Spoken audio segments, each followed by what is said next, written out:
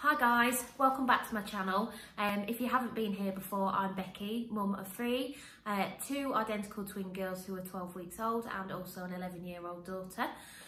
Today I'm going to be talking about things that I basically wasted my money on buying for the twins when I was pregnant.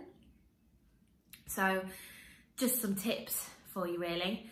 First thing I think that I wasted my money on was a nappy disposal unit. So it's a circular nappy disposal thing that you put your nappies in, and it wraps them individually so that they don't smell, and then at the end when you've put so many in there you take them out and they're all individually wrapped nicely and you can throw them in the bin. Now I think that was actually a waste of time. At the time I bought it I thought, oh yeah, I'm gonna have so many nappies, I've got twins, you know, if they go to the toilet, you know, if I change them at least every 4 hours, then that's 12 nappies a day. That's so many. I'm going to need a nappy disposal unit. No, Becky, you did not need a nappy disposal unit. I don't actually use it anymore. It's just like a feature in my kitchen now. It's just on the side, on the floor. I don't use it. It's pointless. I find it pointless because you just throw them in the bin, get a nappy sack. I mean, I empty my bin every day anyway, so they don't stink the house out. At night time, I tend to put them in a pile, and then when I come down to make the next bottle, or after I've fed the twins for that bottle, I come down, I put them in the bin, and that's it. I think it was a waste of money. I thought it would be a good idea. You have to keep buying the refills for these nappy disposal units. They're not always cheap. I've got a certain branded one which isn't necessarily cheap. I think the refills are like $12.99 each or something ridiculous like that, and the refills that I've got don't even fit in the thing properly. Just get some nappy sacks, cheap nappy sacks from Asda's or wherever, a lot cheaper. I just don't use it.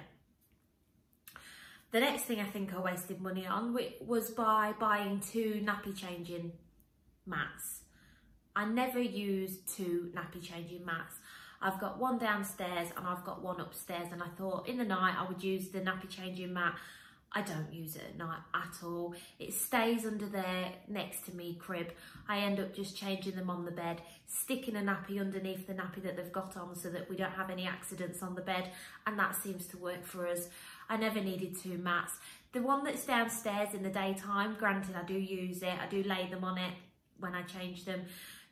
When I'm not changing them on my knee if I need to quickly for any reason, but in the night time I don't use it.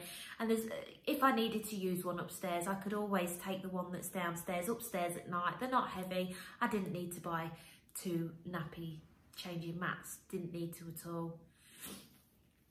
Talking about nappies, that's also something. When I was pregnant, I thought, oh, I'll stock up on lots of nappies, so I've got them. And whilst, of course, you want to buy nappies and you will want so many, it's amazing how quickly these babies grow.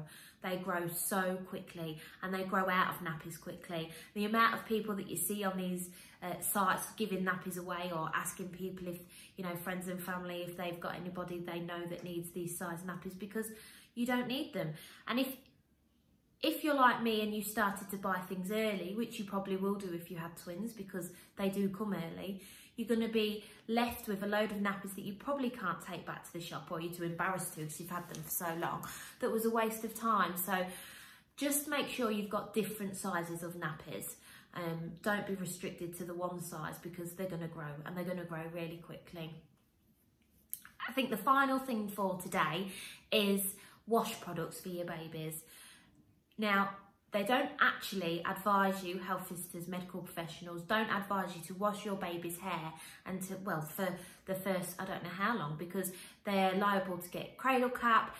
You can just wash them in water. I think, in fact, they only advise that you wash your baby in water for so long.